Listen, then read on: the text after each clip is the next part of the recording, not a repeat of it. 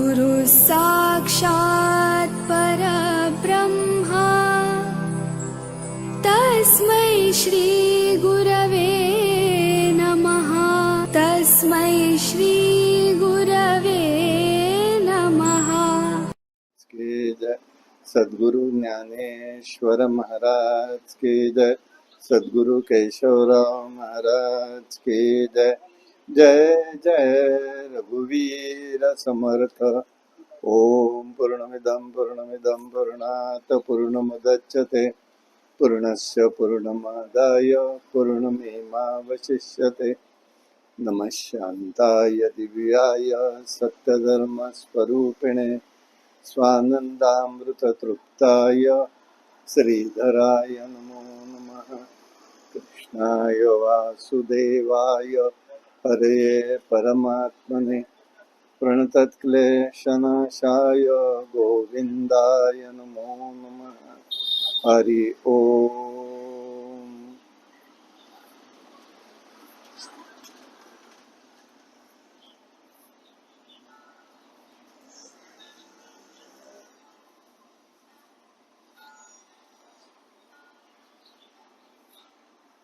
पै सर्व भावे से उखिते जे गोपिले मज चित्ते जैसा गर्भ गोळू उद्यमाते कोणाही नेणे। सद्गुरु केशवराव देशमुख महाराज यांचा हा पुण्यतिथी उत्सव आहे।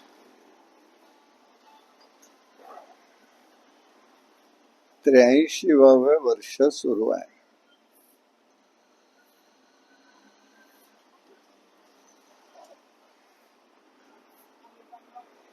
असो, आज प्रवचन सेवेसाठी जो अभंग ओवी घेतलेली आहे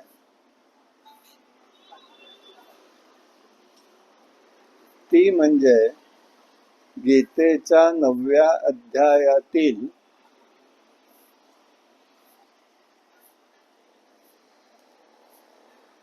22व्या श्लोकावरती आहे। अनन्यश्चिंतयन्तो मां ये जनाः पर्युपासते तेषां नित्याभियुक्तानां योगक्षेमं वहाम्यहम्।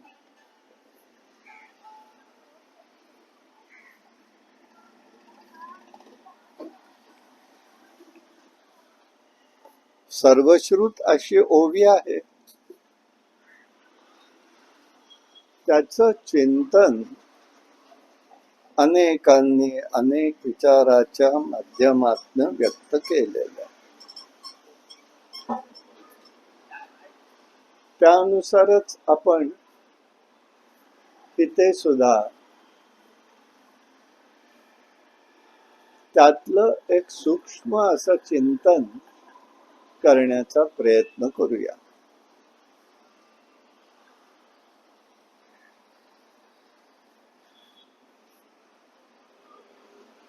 माऊली हा विचार व्यक्त करताना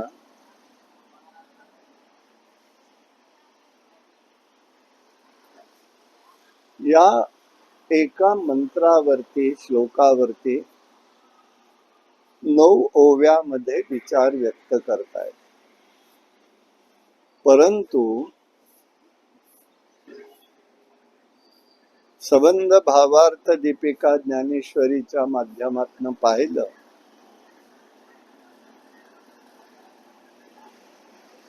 तर माऊलींना तेवढाच विचार काही बोलायचा आहे असं मात्र नाही। मंत्राचा अर्थ असा आहे, अनन्याश्चिंतयन्तो मां ये जना पर्युपासते। जो सर्वाचा आश्रय सोडून माझ्याशी अनन्य होऊन माझं चिंतन करतो, सर्व भावांनी उपासना करतो, अशा निष्ठावान भक्तांचा मी योगक्षेम चालवतो.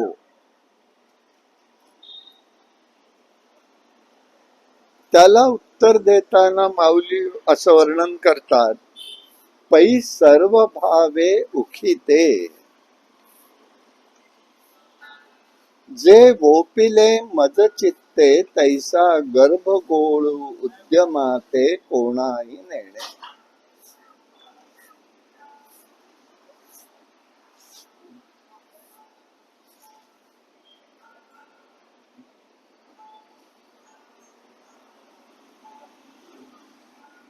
वास्तविक भगवंताला सुद्धा एवढंच अभिप्रेत आहे असं नाहीये. याचे 3 भाग होतात. म्हणून 3 दिवसाच्या प्रवचन सेवेमध्ये आपण 3 विचारामध्ये तो पाहणार आहोत, 3 भागामध्ये पाहणार आहोत. अनन्य चिंतयंतो माम, च टाकलाय म्हणजे चिंतन आहे.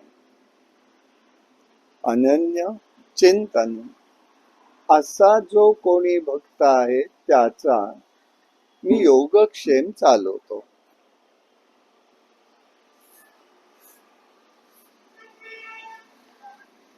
मग असा भक्त कसा आहे? 9वा अध्याय सगळा भक्तीचा विचार सांगतायत. त्याच्यात राजविद्या राजगुह्यो योग नाम हा अध्याय. अध्यायाचा विचार केला तर एक भाग असा आहे, आधी 8व्या अध्यायामध्ये अक्षर ब्रह्म विचार सांगून झाला.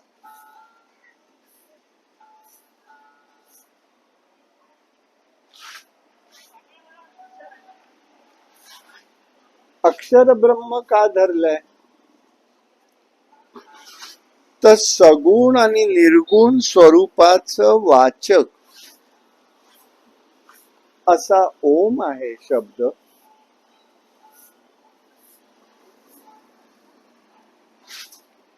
त्याचा विचार भगवंतानी केला.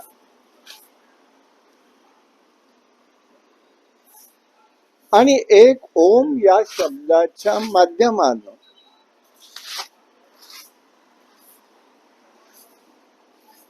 मृत्यू समयी चिंतनाचा विषय कसा असायला पाहिजे हा एक भाग त्यामध्ये त्यांनी घेतला. आणि शेवटी अर्जुनाला भगवंतानी आज्ञा केली, बाबा तू योगी बन. योगी याचा अर्थ इथे काही योगशास्त्राचा विषय नाही, भक्त बन. मग हा भक्त कसा बनायचा आहे त्याच्यासाठी 9वा अध्याय. देवाने का एकातनं एक कसं गुंफलंय हे आपल्या लक्षात येईल. तू योगी बन याचा अर्थ असा आहे, तू त्या ठिकाणी भक्त हो.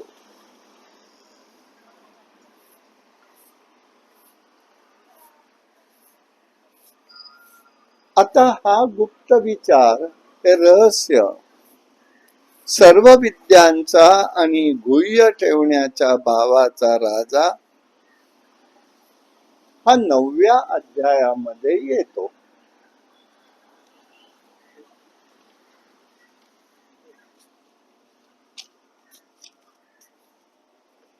पण 9व्या अध्यायात त्यांनी काय केलं? तर पडेल पुढे, नाही तर नाही ना.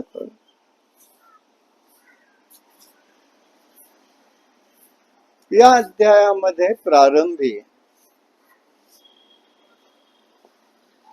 9व्या अध्यायात ज्ञानाचं महत्व सांगण्यासाठी त्यांनी विचार व्यक्त केलेला.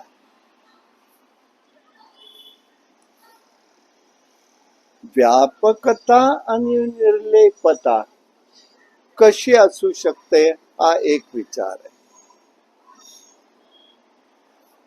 हे जाणणारा जो भक्त आहे त्यासाठी पहिला भाग त्यांनी त्या दृष्टीने सांगितला. गुण, भगवंताचे गुण, प्रभाव, विभूती याविषयी भाग सांगून झाला. यज्ञ यागादी कर्मांनी प्राप्त होणारे स्वर्ग भोगादी विषयाचा विचार सांगितला.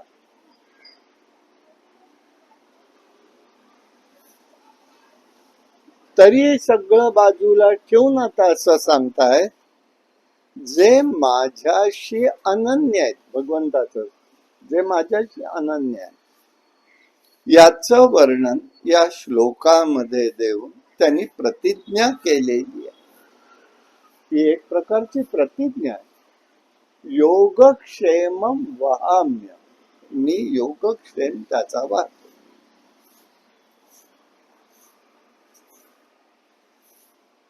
मग काय कर, मग अनन्य का बरं म्हणताय? अनन्य म्हणजे कसं असलं पाहिजे? फक्त एवढंच आहे का की त्याच्याशिवाय इतर कोणी नाही,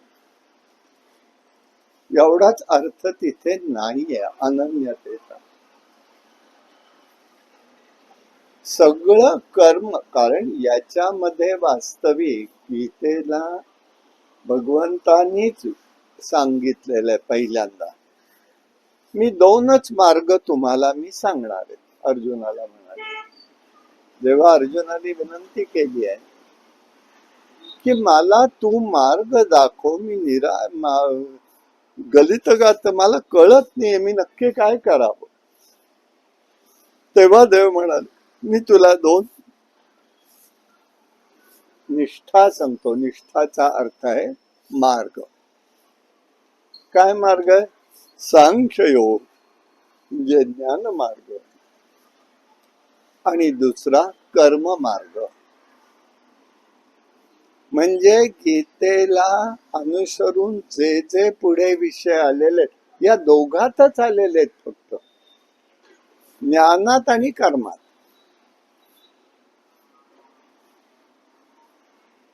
टिळकांनी, लोकमान्य टिळकांनी कर्म मार्गाचा विस्तार गीता रहस्यात केला. ज्ञानाचा ज्ञानी लोकांनी विचार केला. मग आपापल्या कुवतीने मग भक्ती आणलं, उपासना आणली, योग आणलं. ज्ञानदेवांनी स्वतः नाथ परंपरेचे असल्यामुळे योग मार्गाचा विचार 6व्या अध्यायात सविस्तर घेतला. तो त्यांचं स्वातंत्र्य आहे. म्हणजे अलीकडल्या शब्दात म्हणायचं झालं, अभिव्यक्ती स्वातंत्र्य. अभिव्यक्ती स्वातंत्र्य. त्यांनी तिथे योग या शब्दावरून सगळा विस्तार केला आणि कुंडलिनी शक्तीचा, परंपरेचा, कुंडलिनी शक्तीचा विचार व्यक्त केला. मग हे सगळं होण्यासाठी तू योगी हो, म्हणजे तू भक्त हो, हे सांगत असताना ते कसं सांगतायत? ज्याचा योगक्षेम मी चालवणार असा कोण आहे? अनन्य चिंतयंतो, अनन्य. मग अनन्य कसं असलं पाहिजे? नुसतं त्याच्याशिवाय म्हणून तो अर्थ तिथे स्पष्ट होणार नाही. यासाठी आपल्याला माऊलींच्या शब्दातल्या अनन्यतेचा अर्थ पाहणं गरजेचं आहे. माऊलींनी इतर ठिकाणी या ग्रंथामध्ये जे अनन्य शब्दाबद्दलच विचार मांडलेला आहे तोच घेणं अपेक्षित आहे. तिथे त्यांनी ह्या 9व्यात मांडलेला आहे तो विचार, नाही असं नाही, परंतु तो सगळाच गाभा आलेला नाही. त्यांनी एक सूत्रात्मक विचार मांडला. मग काय आहे तिथे? मानवी जीवन क्षणभंगूर आहे. भक्तांनी कसं कर्म करून माझ्यापर्यंत यावं हे भगवंतांनी सांगितलं. पण मग भक्त असेल तो कसा असला पाहिजे, हाही महत्वाचा विचार आहे. मग तो अनन्य हवाय आणि चिंतयंतो पाहिजे. म्हणजे एका नाण्याच्या या दोन गोष्टी एकत्र नाहीयेत त्या. आपण एकत्र पाहण्याचा प्रयत्न करतो किंवा धरतो, तर एकत्र नाहीये. त्या दोन्ही भिन्न गोष्टी म्हणजे नाण्याच्या दोन बाजू आहेत. भक्ताच्या या दोन बाजू आहेत.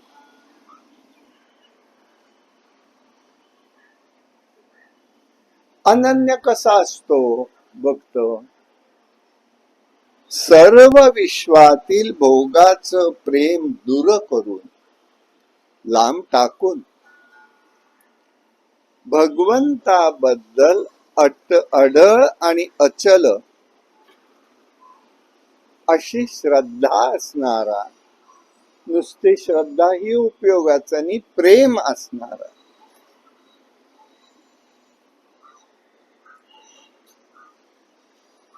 जरा जरी त्याच्यामध्ये त्याचा आणि देवाचा विरह झाला की त्याला अस्वस्थ वाटत, एक क्षणही तो थांबत नाही. भगवंताच्या चरित्रात जो गोपी भाव म्हणून सांगितलेला, तो गोपी भाव त्या अनन्यमध्ये आहे. अखंड चिंतन चाललेलं आहे त्यांचं, ते कळतही नाही आपल्याला त्यांचं चिंतन तसं चाललेलं आहे म्हणून. किंवा अनन्य आहेत तेही कळत नाही, परंतु त्या अनन्य आहेत. आणि म्हणूनच त्याचं स्वरूप आपल्याला बघायचं. अनन्याबद्दल माऊलींनी 12व्या अध्यायात 6व्या श्लोकामध्ये विचार व्यक्त करताना सांगितलं, ऐसे अनन्य योगे विकिले जीवे मने अंगे तयाचे, काही न सांगणे ते सर्व मी करी. माऊलीच सांगतायत अनन्य कोण आहे. माऊली म्हणतायत अनन्य कोण आहे, जो अनन्य योगे विकिले जीवे मने अंगे, तो अनन्य. मी त्याच्याशिवाय फक्त आधार दुसरा घेत नाही, एवढा अपेक्षित माऊलींना नाही आहे. माऊलींनी तिथे स्पष्ट केलं. म्हणजे काय केलंय तर आपलं शरीर, मन, जीवभाव ज्यांनी मला पूर्णपणे अर्पण केलेला, व्हायला म्हणत नाहीये, पाहणं हा व्यवहार झाला, अर्पण केलेला. अर्पणाला वेगळं महत्व आहे. कसं महत्व वेगळं आहे, नैवेद्य दाखवला का किंवा दाखवतो, आणि नैवेद्य मी समर्पण केला, फरक आहे का नाही आहे. तिथे फक्त व्यवहार आणि कृती आली आहे. समर्पणामध्ये भाव त्यामध्ये आहे, भगवंता तू हे घे म्हणून, आणि तो त्या भावाने स्वीकारतो. म्हणून तिथे म्हणतात गंधद्वारा दुरादर्शात नित्य पुष्टा करीशे. गंधद्वारा दुरादर्शात भावरूपाने तो ग्रहण करत असतो, म्हणून समर्पण आहे.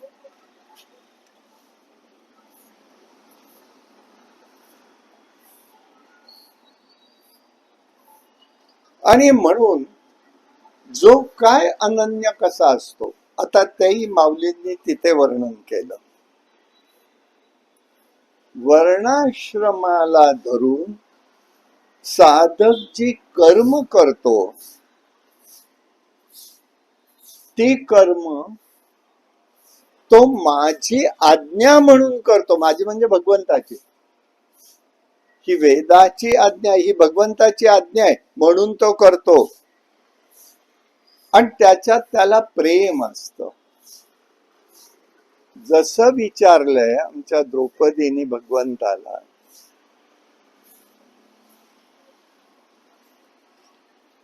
की काय केलं तुमच्या धर्माने, धर्माचरण केलं, एवढं वागलात, एवढं केलं, मिळालं काय? वनवास. शांतपणे धर्मराजांनी सांगितलं, मी धर्म पालन करतो, ते धर्माने मला काही द्यावं म्हणून नाही, धर्माने मला काही द्यावं म्हणून नाही बर का, मी वेदाची आज्ञा पालन करतोय, माझा धर्म वैदिक आहे, वेदांनी मला जी आज्ञा केली आहे त्याचं मी पालन करतोय, मला त्यांनी काही द्यावं म्हणून करत नाही. मग त्या ठिकाणी प्रश्न असा पडेल, मग खरंच धर्मो रक्षते रक्षता, वर्णाश्रम म्हणतात माऊली इथे 12व्या अध्यायामध्ये 6व्या श्लोकात अनन्याला.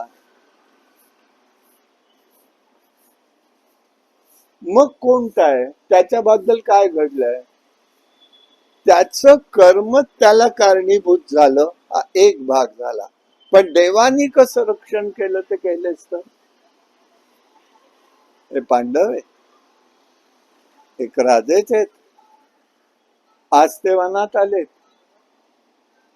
द्रौपदीला कुठली सवय आहे, ती राजकन्या आहे, देवाला काळजी वाटली होती म्हणून केलं काय, भगवंतानी त्याच्याकडून सूर्याचं व्रत करून घेतलंय, धर्मराजाकडून, आणि रथसप्तमीला त्याला अक्षय पात्र दिलेलं आहे. केली न सोय त्यांनी, धर्माचं पालनाचं फळ, धर्म रक्षती रक्षता, धर्माचं पालन करणाऱ्याचं रक्षण परमात्मा स्वतः करत असतो. ते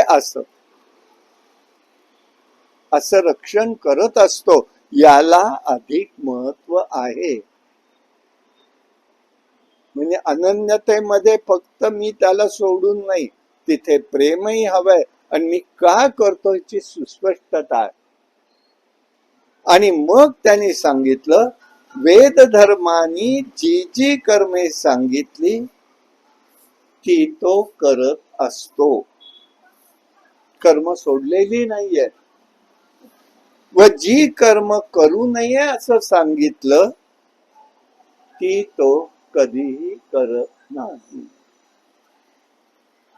करू नये सांगितलंय ते करतच नाही. त्यामुळे सर्व कर्म मला अर्पण होत, सर्वच्या सर्व कर्म मला अर्पण होतात. म्हणजे काय झालं, कर्मापासून मिळणाऱ्या फळाची फलोन्मुखताच नष्ट होते. जे काही कर्म करू त्याचं चांगलं आणि वाईट ही दोन्ही फळं आहेत. चांगल्याचंही भोगायला यावं लागतं, वाईटाचंही भोगायला यावं लागतं. मग इथे काय केलंय त्यांनी, त्यामुळे त्यांनी मला अर्पण केल्यामुळे तिथे भोग हा विषय संपूनच गेला. केलंय म्हणून भोग, चूक केलीस म्हणूनही भोग, चांगलं केलं म्हणूनही भोग, दोन्ही नाही त्याच्या. कारण जेव्हा आम्ही भगवंता प्रित्यर्थ कर्म करतो, केवळ भगवंता प्रित्यर्थ, तेव्हा ते कर्म आमचं निश्चितपणे फलोन्मुख होत नाही. फलोन्मुख होताच कामा नाही, नाही तर काय होईल माहितीये का, पुन्हा कर्मफळाचं बीजाचं कर्म झाड, त्याच्यातनं पुन्हा ते शृंखला चालूच राहते. बर, देवाला अर्पण झाल्याचा परिणाम काय होतो हे माऊलीच सांगतात. कर्माचं कर्तृत्व आणि भोक्तृत्व यांना मी त्याहून निराळा ज्ञानस्वरूप असतो. हे कर्माचा विषय फक्त नाही आहे. तर तो कसा आहे, मी तर सगळ्यात त्यातनं पुढे गेलेलो आहे, पुढे त्याच्या ज्ञानस्वरूप मी आहे, प्रकाश आहे. आणि म्हणून शरीर वाणी मन या कुठल्याही गोष्टींमध्ये माझा संबंध नसतोच नसतो. आणि त्यामुळे म्हणजे वास्तविक असं आहे, भगवंताच्या सांगण्याप्रमाणे जो सर्वाहून वेगळा आहे, भोक्तृत्वही नाही, कर्तृत्वही नाही, मी काही करतही नाही आणि करत नाही. म्हणजे आता कसं तुम्ही म्हणा, त्याला सूर्यनारायणाने दिली की नाही थाळी? हा, दिली नाहीये, त्यांनी तप केलंय, पण तपाचा फल करता भगवंत असतो. त्यांनी सूर्यनारायणाची उपासना केली, मनात आहे, संधी आहे, उपासना केली. त्यांनी मला द्यावं म्हणून त्यांनी केलेली नाहीये, निमित्त मात्र केलं भगवंतानी आणि मग त्याला तिथे ती थाळी दिली. तस इथे शरीर वाणी मन होणाऱ्या सर्व कर्माची प्रवृत्ती जिथे एकच असते, ईश्वरार्पण, तिथे दुसरी कोणतीही प्रवृत्ती नसते. अशा अनन्य भक्ताचे व्यापार किंवा व्यवहार सगळे केवळ भगवंताचा विषय असतो. त्याच्या ठिकाणी तो अनन्य. सगळा व्यवहार, सगळी गोष्ट ती त्याची फक्त भगवंताच्या निगडीत असते. मग अनन्यतेत काय होतं, तर विषय सुख आणि मोक्ष सुख या दोन्हीचाही त्याग घडत असतो. त्याच्याबद्दल विचार केला तर अशा प्रकाराने जो माझ्याशी अनन्य आहे, त्याची काम मीच करत असतो. त्याची कामं जर असतील काही किंवा करायचं झालं तर ते मीच करतो, त्याला त्रास होऊन देत नाही मी. हे भगवंताचं सांगणं. आणि म्हणूनच जो मज विषय अनन्य असतो, आणि त्यासाठी नारद भक्ती सूत्रामध्ये म्हणलंय त्याला अनन्य अन्यथा आश्रयाणाम त्यागो अनन्यता. त्याला दुसऱ्या कोणत्याही देवतेचा आश्रय घ्यावा लागत नाही. त्याला कुठली दुसरी देवता नको असते, एकच एक ठीक आहे. आणि म्हणून क्षणभरही तो त्या ठिकाणी राहू शकत नाही, ही अनन्यता आहे. त्याला माऊलींनी त्या ओवीमध्ये भगवंताला मन विकलंय, वाणी विकली म्हणतात.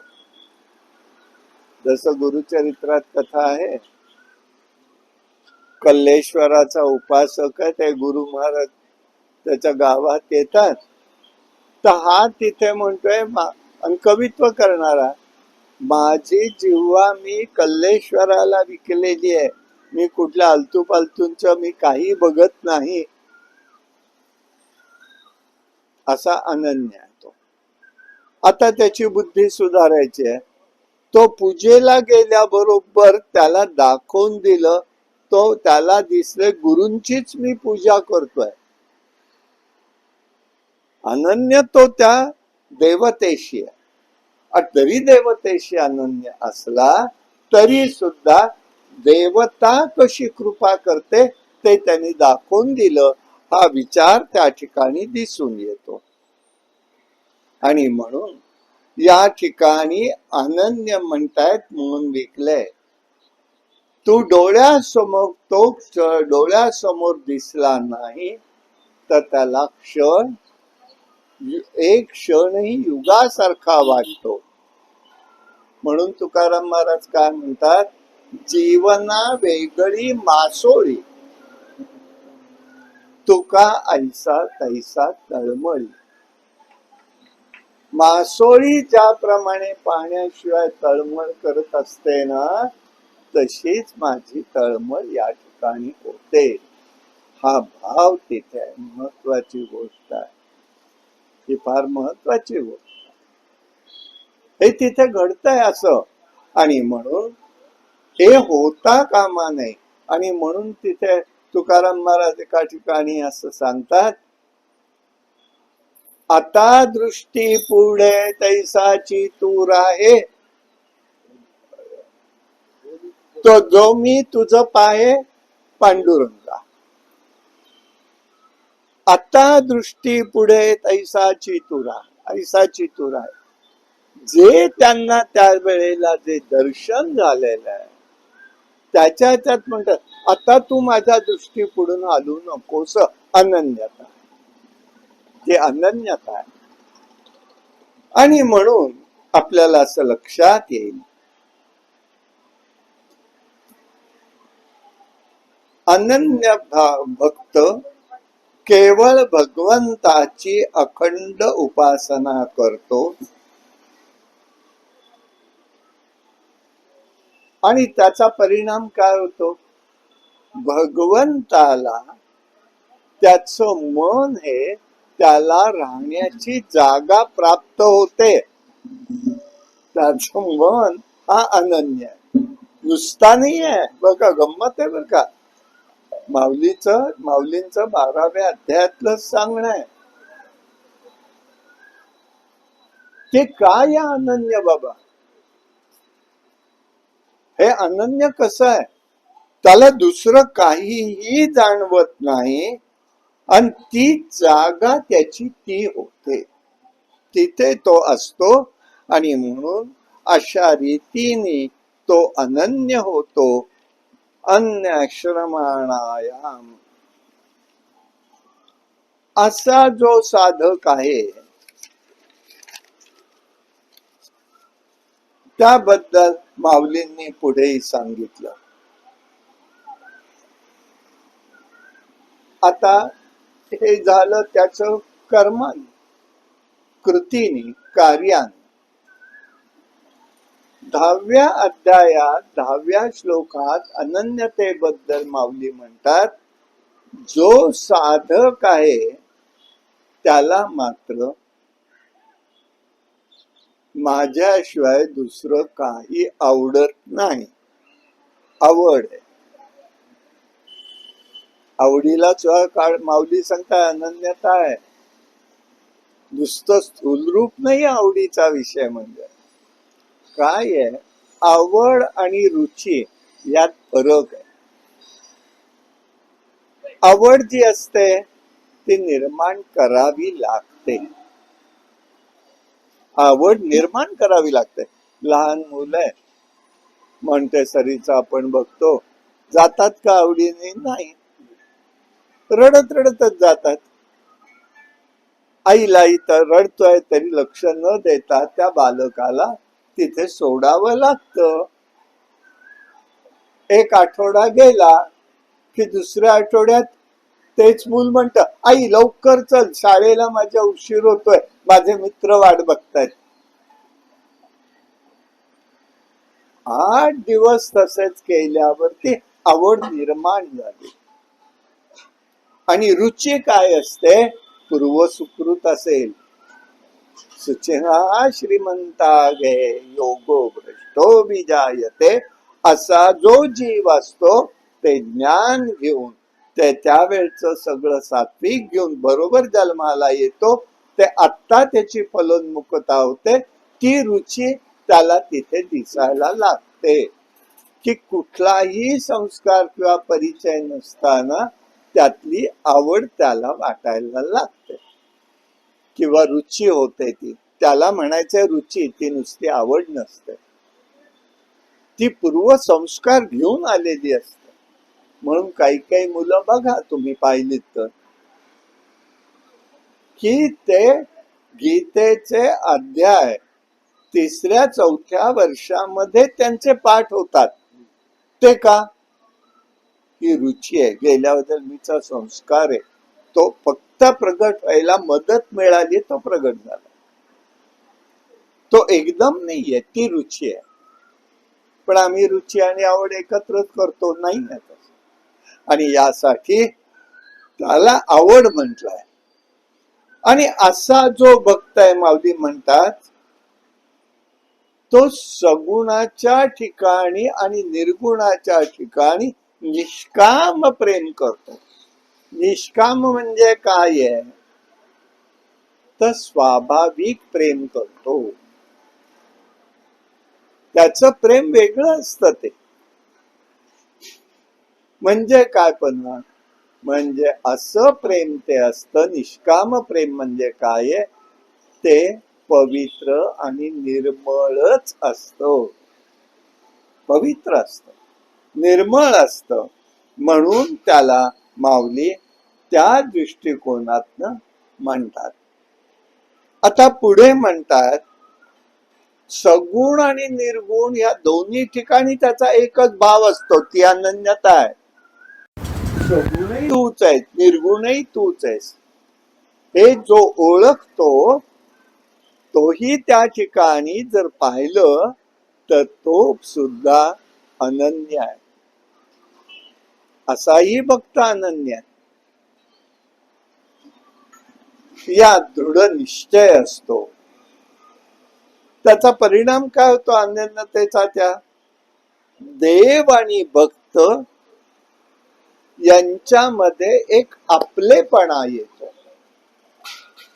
देव आणि भक्त यात आपलेपणा असतो.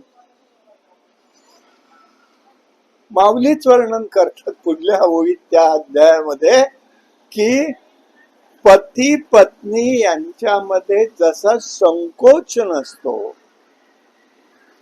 तसं देव आणि भक्त यांच्यातला संकोचही नसतो. त्यांनी तिथे जरा वेगळा शब्द वापरलाय, पण इथे मर्यादा मी राखून तो वापरत नाहीये. 12व्या अध्यायात बघा, तुम्हाला तो सापडेल. 607वी ओवी. हे तिथे नातं आहे. आणि म्हणून माऊली म्हणतात, गंगा समुद्राला मिळाल्यावर ज्या ठिकाणी गंगेचं अस्तित्व संपतं ते तिची समुद्राशी झालेली अनन्यता आहे. तसं भक्त माझ्याशी तद्रूप होतो, मग मद्रूप होतो आणि मग चिद्रूप होतो.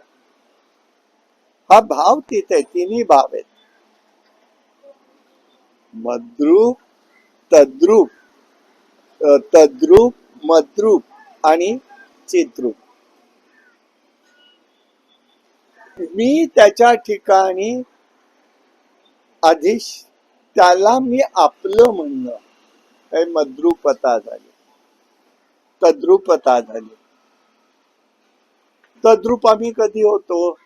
तर ज्या वेळेला एखाद्या कामात असतो, इतकं आपण त्या कामाशी तादात्म्य झालेलं असतो की आपल्याला वेळ कुठे किती कसा गेला काही कळत नाही.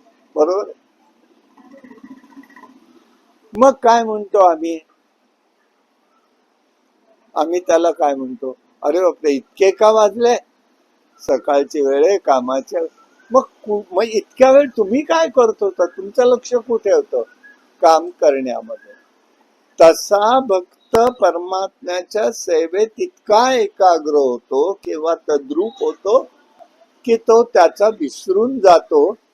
मग भगवंत म्हणतो मद्रूप म्हणजे माझ्यात मिळालास, मी तुझा स्वीकार केला. मग त्याला तो स्वीकार कसा करतो? तो त्याला प्रतिसाद कसा देतो?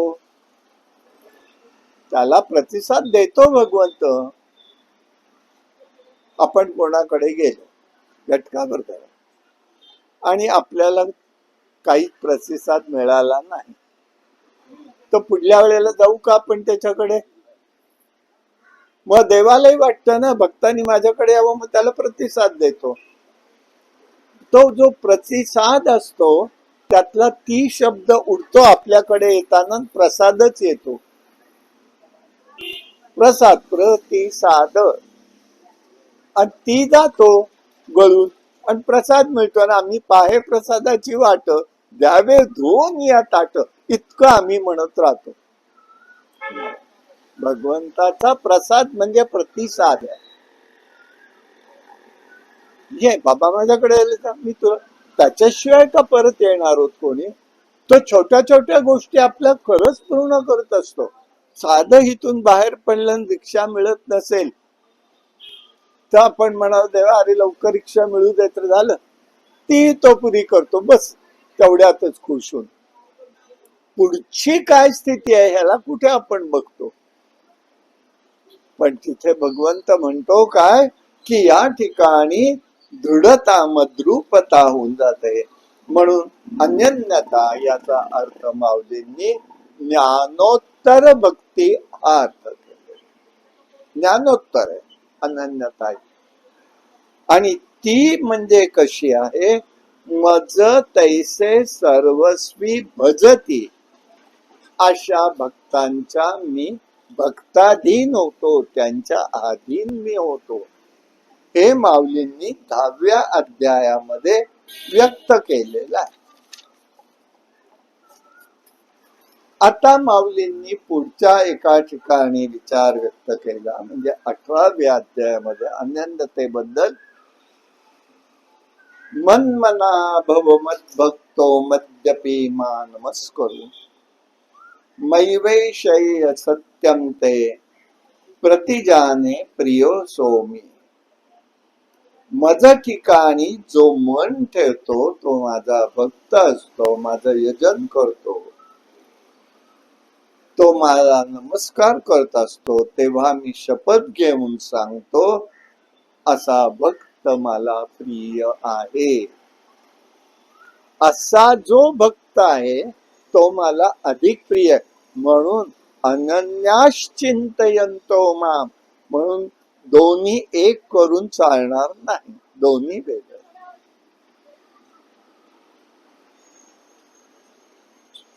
हा भक्त माझं स्वरूप समजून सदैव त्या ठिकाणी माझी सेवा करतो. म्हणजे हे जग माझे संपूर्ण मी जग स्वरूप आहे, परमात्म्याचं स्वरूप आहे, म्हणून तो सर्वत्र बघत असतो.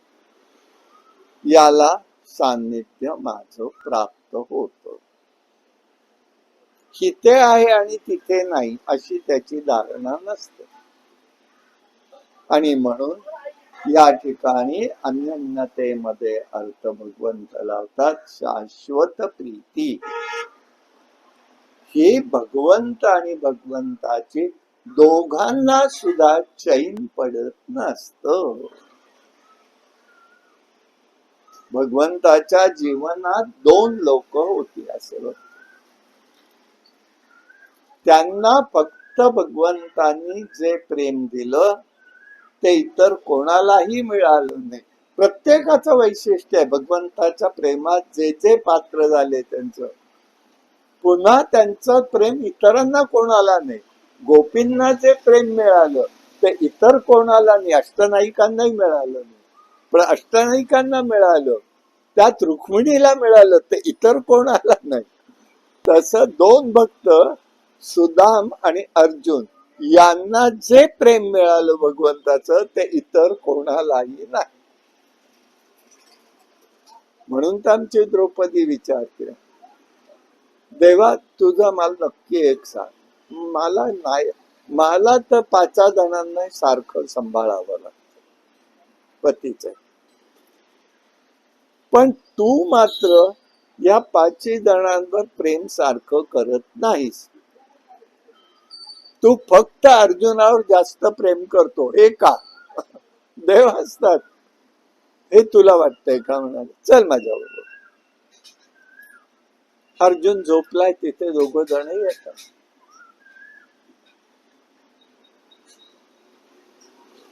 आणि अर्जुन झोपलेला आहे, तो गाढ ह्याच्यात आहे, त्याला काही लक्षात आहे, म्हणजे कोण आलं गेलं लक्ष नाही, लक्षात येणं शक्य नाही. झोपला.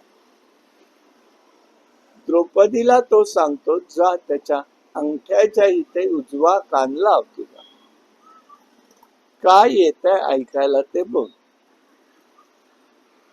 अंगठ्याला, उजव्या अंगठ्याला तिने कान लावला ऐकायला, हे कृष्ण कृष्ण आलं.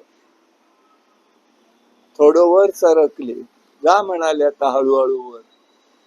प्रत्येक ठिकाणी कृष्ण कृष्ण कृष्ण. नाभीपाशी जोरात आवाज आला, हृदयापाशी अधिक जोरात आला, मग ब्रह्मरंध्रामध्ये त्याच्याही पेक्षा जोरात आवाज आला. केस रुळत होते मंचकावरून, तर केसातनही त्याचा आवाज कृष्ण कृष्ण होता. आता कळलं का म्हणाले तुला? द्रौपदी गप्प बसलेली आहे. ही अनन्यता, ही अनन्यता, आणि म्हणून त्याला अधिक महत्व आहे हे लक्षात घ्यायचं. ज्याला भगवंताशिवाय दुसरा आधार वाटत नाही, तो परमाश्रय, परमगती, परम प्रेम स्वरूप तो असतो, ती निष्ठा असते. माऊलींनी या ओवीवरती लिहिताना एक गोष्ट लिहिली आहे अनन्यतेबद्दल. पै सर्व भावे उखिते, वोपिले मज चित्ते, तैसा गर्भ गोळू उद्यमाते कोणाही नेणे.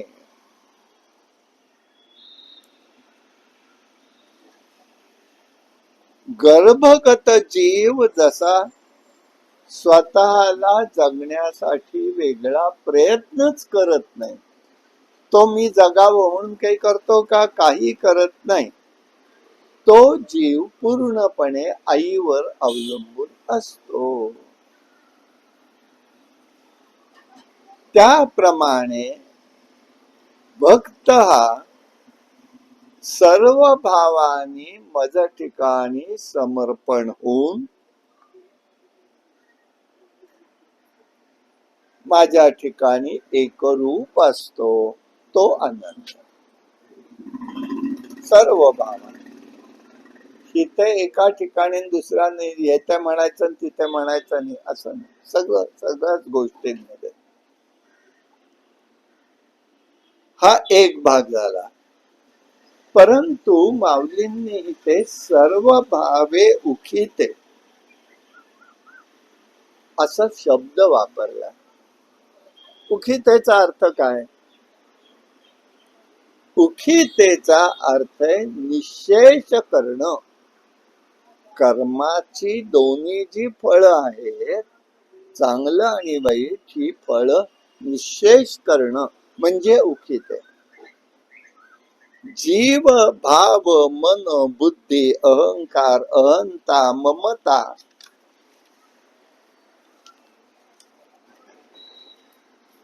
मी माझं सगळं संपून जाणं, ज्याचं हे संपत त्याला म्हटलंय उखिते. उखिते उगीच शब्द वापरलेला नाहीये.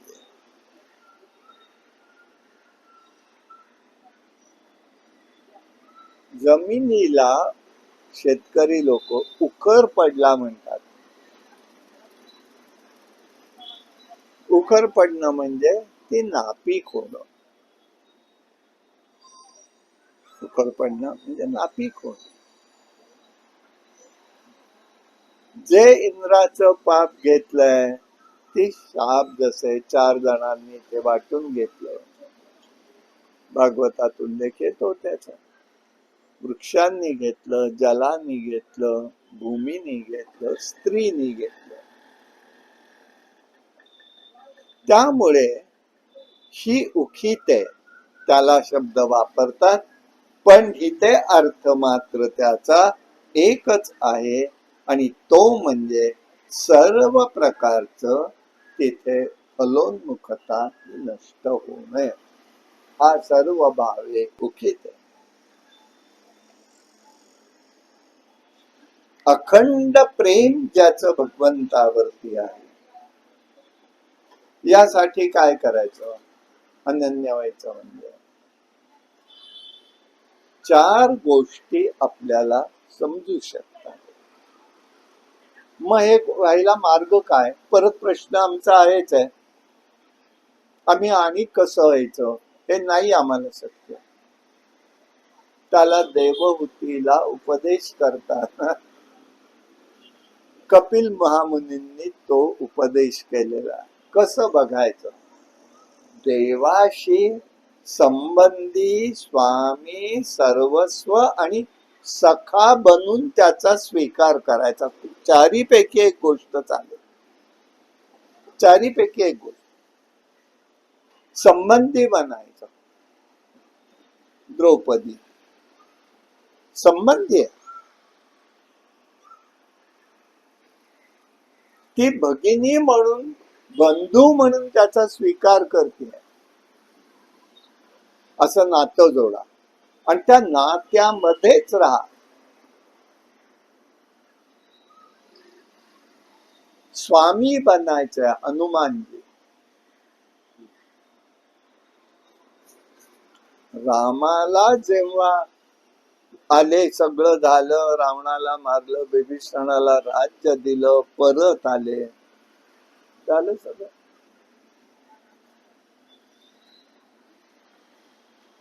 आणि परत आल्यानंतर परिस्थिती काय झाली? सगळेजण रमले अयोध्येमध्ये. जांबवंत आहे, सुग्रीव आहे, गुहक आहे, सगळे त्याला वाटेत भेटलेली लोक आहेत. जायलाच कोणी तयार नाही. मग काय झालं? मग झालं असं की देव म्हणाले, राम म्हणाले, आता हे जातही नाहीत लवकर आपापल्या घरी, आता काय करावं बाबा? मग एक युक्ती काढली. आपले हे संकेत आहेत संस्कृतीचे. एक दिवस सगळ्यांना मिष्टान्न भोजन दिलं, नंतर सगळ्यांचे सत्कार केले आणि नारळ हातात दिला. लोकांनी ओळखलं की आता निघायचंय आपल्याला. सगळ्यांना दिलं, मारुतीला दिलं नाही. बरं झालं म्हणाल दिलं, मारुती म्हणतो. पण आमच्या जानकीला असं वाटलं पुरुषांना सगळ्यात व्यवहार कमीच असतो. सगळ्यात हे देव काय मानव काय सगळ्यांना एकच धारणा. पुरुषांना एवढं मारुतीने केलं, त्याच्यामुळे माझी भेट झाली, मी कुठे आहे कळलं, आले, आणि त्याला काहीच देत नाहीत. म्हणून तिने म्हणाली आपल्या स्वतःच्या गळ्यातली एक माळ रत्नांची त्याला दिली. बर बोलायला नको म्हणून म्हणते माझ्या माहेरची आहे, म्हणजे मला बोलायचा प्रश्न नाही, कोणी मी काही करेन त्याच. कर बाई म्हणाली. मारुतीने इकडे तिकडे बघितलं, घेतली माळ, बाहेर जाऊन बसले आणि एक एक मणी तो फोडायला लागला. हे तिघ चौघ जण दरबारा बाहेर आले, झाडाखाली मारुतीला पाहिलं, काय करतोय. शेवटी भगवती सीतामाई काय म्हणाल्या, काय करावं याला, शेवटी माकड ते माकडच. असं होय म्हणाले. बर बघू. मग त्यांनी काय केलं, तिथे दोघं जवळ आले. काय रे काय करतोयस? काही नाही, माळ दिली आई सर्वांनी, पण मी त्यात काय आहे तू बघ, काय केलंस असं. मग मी सगळ्यात राम आहे का बघतोय, पण त्यात मला राम कुठे दिसत नाही.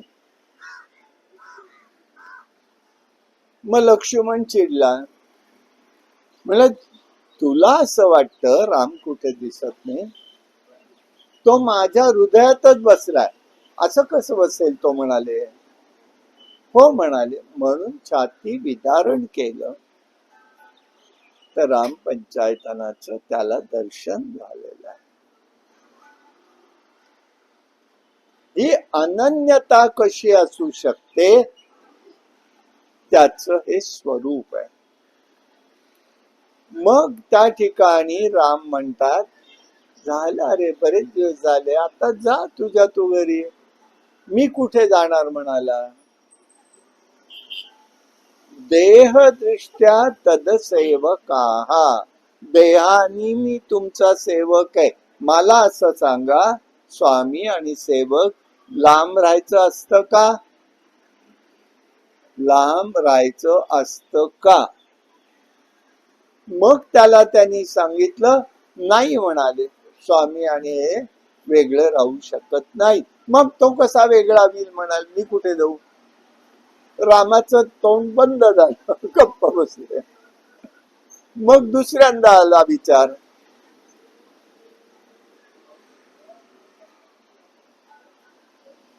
देहदृष्ट्या तदंश, जीवदृष्ट्या तदंशः, जीव आणि तू आणि ब्रह्म एकच आहे, मी एकच आहे, तर मी जाणार कुठे सांग देवा?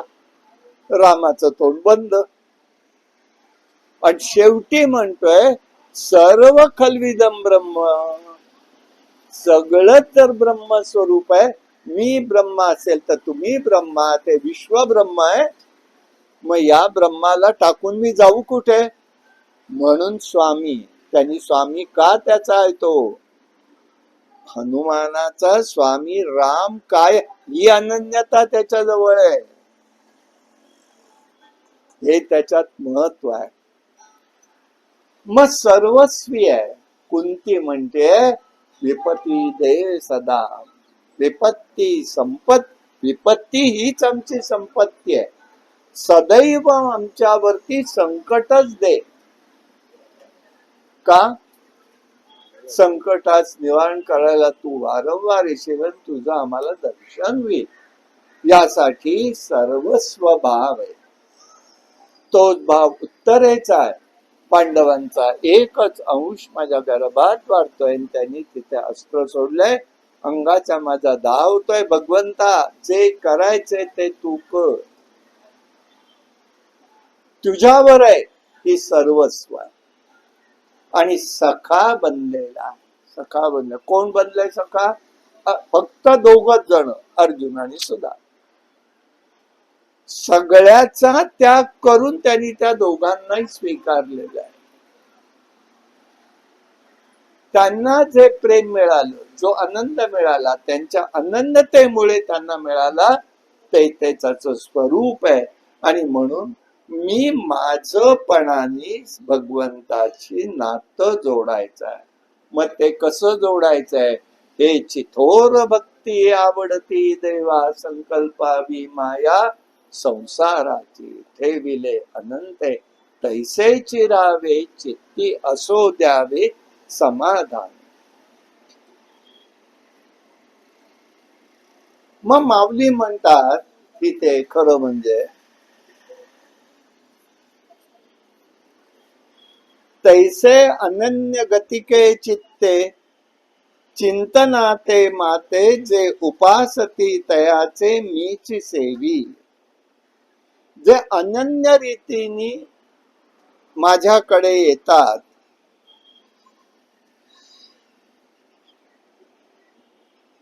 त्यांच्यासाठीच मी खरा जिवंत आहे. तेही जिवंत आहे तर मी पण जिवंत आहे. मग ते कोण आहे? तो अनन्य कोण आहे? भागवतातल्या ऋषी पत्नींचा विषय. सगळ्यात जणी आल्या आहेत, आपल्या हाताला जे अन्न मिळेल ते घेऊन भगवंताला द्यायला आलेल्या आहेत. पण एक पत्नी तेवढी, त्या ऋषी पत्नी मागे राहते, काय न्यावं कळत नाही तिला. तेवढ्यात पती येतात, ते म्हणतात, काय रे बाबा, कुठे चाललीस? कृष्ण आला, मी कृष्णाकडे चालले, मी कृष्णाकडे चालले आहे. बांधून ठेवतात. मी, माझी पत्नी माझी अवज्ञा करायची नाही, नाही जायचंच, तू बांधून ठेवतात. ठीक आहे, पत्नी कोणाची आहे? या देहानी मी तुमची पत्नी आहे, पण मनाने मी भगवंताला स्वीकारलेला आहे. कसलाही संस्कार ऋषी पत्नींवर नाही, फक्त धर्माचरण करतायत. पहिलं पाहिलं आपण ते धर्माचरणी आहे, पण अखंड चिंतन भगवंताचं चाललेलं आहे. येता जाता ज्या गोपी भगवंताचं गुणगान करतात तेच ते गातायत. त्याचा परिणाम काय झाला?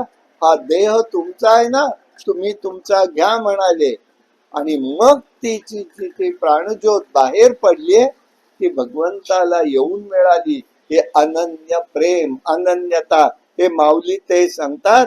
ऐसे अनन्य गतिके चित्ते चिंतिता ते माते, ते उपासती तयाचे तेची मी सेवे. अशांचा स्वीकार मी करतो, असा या ठिकाणी विचार सांगताय. अशी ही अनन्यता आहे, आणि म्हणून आपल्याला या भूमिकेनी त्याचा विचार करायचा आहे. आताला उद्याला आपण चिंतयंतो माम, चिंतन म्हणजे काय करायचं या विषयी बघू. आणि परवाच्या दिवशी योगक्षेम म्हणजे काय याचा एकच विचार तो त्या दिवशी करायचा. अशा पद्धतीने आपण या ओवीकडे बघूया, श्लोकाकडे बघूया, आणि भगवंताच्या गोष्टींकडे बघू, असा विचार करून आजचा विषय संपवूया. कायेन वाचा मनसेंद्रिये वा बुद्ध्यात्मना वा प्रकृती स्वभावात् करोमि यद्यत् सकलं परस्मै नारायण समर्पयामि. हरि ओम तत्सत्. विठ्ठल विठ्ठल विठ्ठल विठ्ठल विठ्ठल विठ्ठल विठ्ठल. कुंडली कवरदा हरी विठ्ठल. श्री ज्ञानदेव तुकाराम. अवधूत चिंतन श्री गुरुदेव दत्त. भगवान गोपाल कृष्ण महाराज के, भगवान श्रीधर स्वामी महाराज के जय. सद्गुरु ज्ञानेश्वर महाराज के जय. सद्गुरु केशवराव महाराज की जय. जय जय रघुवीर समर्थ.